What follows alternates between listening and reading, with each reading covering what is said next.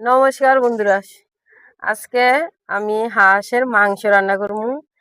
শীত তো যাইতে গেছে, তো আমি নিজে হাঁস পালি, এখন ধরে নেবো বাক্স থেকে। দেখবেন আমি নিজে হাঁস পালি। আজকে পালার হাঁসই রান্না করবো। মন চাইতেছে হাঁসের মাংসের লেগে। হাঁসের মাংস অনেকদিন এসে খাই না, তো আজকে রান্না করবো না।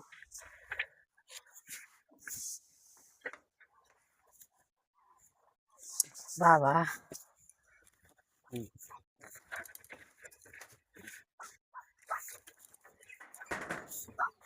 এই যে বাবা,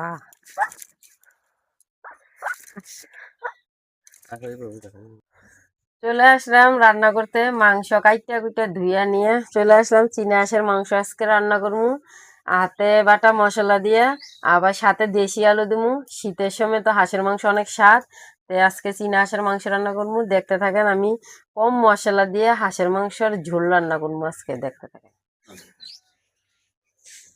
মাংসের মধ্যে হাতে মশলা দিয়ে আগে মাংসটা আমি হাতে মাখিয়ে নিবো। আজকে অন্যরকম ভাবে রান্না করতেছে, আজকে কড়াইতে রান্না করবো। দেখতে থাকেন কিভাবে রান্না করে। এখন মশলা দেখেন সবকিছু আমি নিয়ে নিলাম।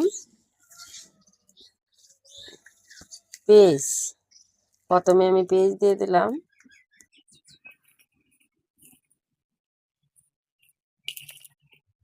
ধনিয়ার গুঁড়া, আদা রসুন বাটা, আদা রসুন বাটা, লং, গোলমরিচ আর জিরা একসাথে বাইটা নিলাম।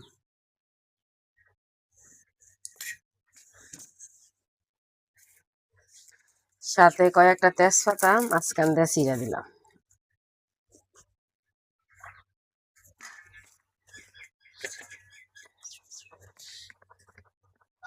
হলুদ, মরিচ,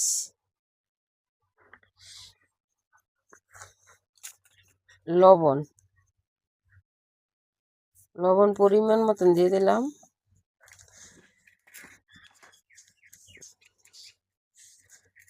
কয়েকটা টমেটো দিয়ে দিলাম। টমেটো দিলে হাঁসের মাংস খাইতে ভালো লাগে। মাঝখান দিয়ে টমেটোগুলো 4 টুকরো করে কাটা নিলাম, আমি দিয়ে দিলাম। সরিষার তেল দেবো।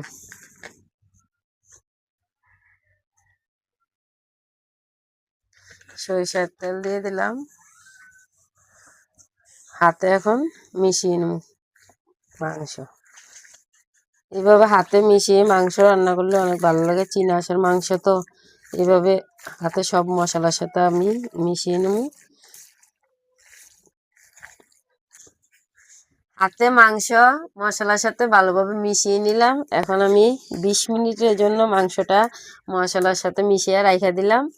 আর এদিক দিয়ে আমি আলু ভাজা নেবো করে, তারপরে মাংসটা রান্না করবো। মশলাটা একটু মাংসের ভিতরে ঢুকলে মাংসটা রান্না করলে খাইলে স্বাদ লাগে, ভালো লাগে। কড়াইয়া বসা নিলাম, কড়াইয়া ভালোভাবে গরম করলাম। এখন সরিষার তেল দিয়ে দিলাম। আমি কিন্তু সরিষার তেল দিয়ে রান্না করবো আজকে মাংস। আলু দেখেন, ছোট ছোট আলু আমি আস্তে আস্তে করে নিলাম, কাইটা নিলাম না মাঝখান দিয়ে, এইভাবে আজকে রান্না। তেল গরম হয়েছে, আলু দিয়ে দিলাম।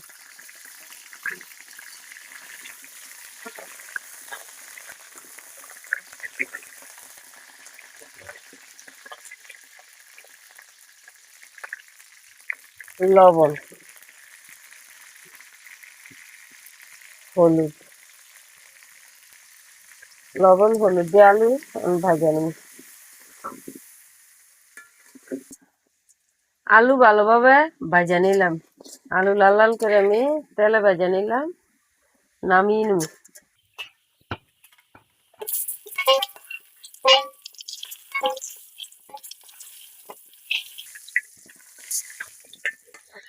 আলু ভাজার পরে এই তেলের সাথে আর কিছু তেল দিয়ে দিলাম। লবঙ্গ, এলাচ, দারচিনি, আস্ত জিরা এগুলো সবগুলো দিয়ে দিলাম।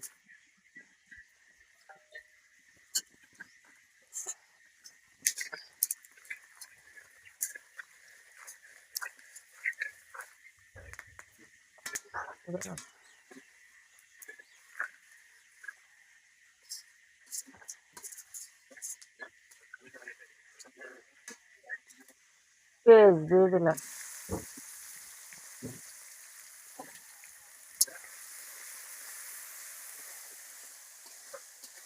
পেঁয়াজ ভালোভাবে একটু ভেজে নেব।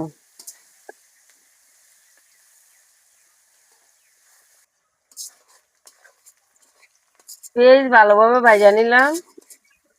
হাতে মাখা মশলা মাইকে রাখলাম, মাংস দিয়ে দেবো। এই যে মাংস।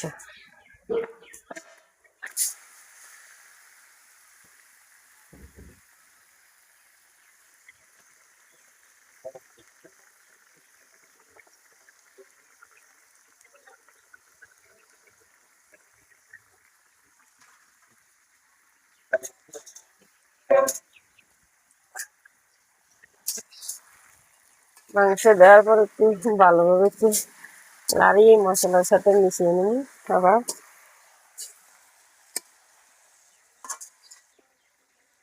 মাংস ডাইকা দিলাম, ঢাকনা তুলে নিতেছি।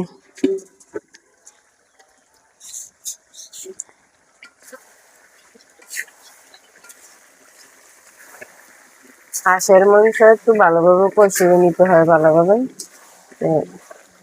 মাংস আমি ঢাইকা ঢেকে আস্তে আস্তে ভালোভাবে কষিয়ে নিলাম। ভাজা আলু দিয়ে দেবো মাংসের মধ্যে।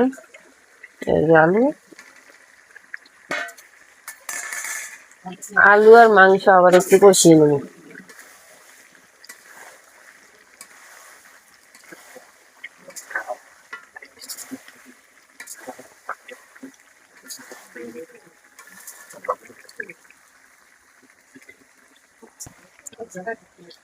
মাংস ভালোভাবে কষানি হয়েছে, মাংস থেকে তেল ছেড়ে দিছে, অনেক সুন্দরভাবে কষানি হয়েছে। আর আমি মাংস জল দিয়ে দেবো।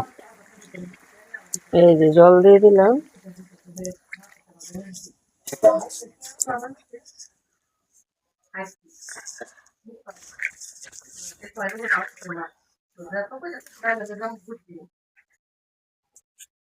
কইতাম না রান্না হয়ে গেছে। আমার চিন হাঁসের মাংস আলু দিয়ে আজকে রান্না করলাম। আমার রান্না হয়ে গেছে, আর নামিয়ে নেব।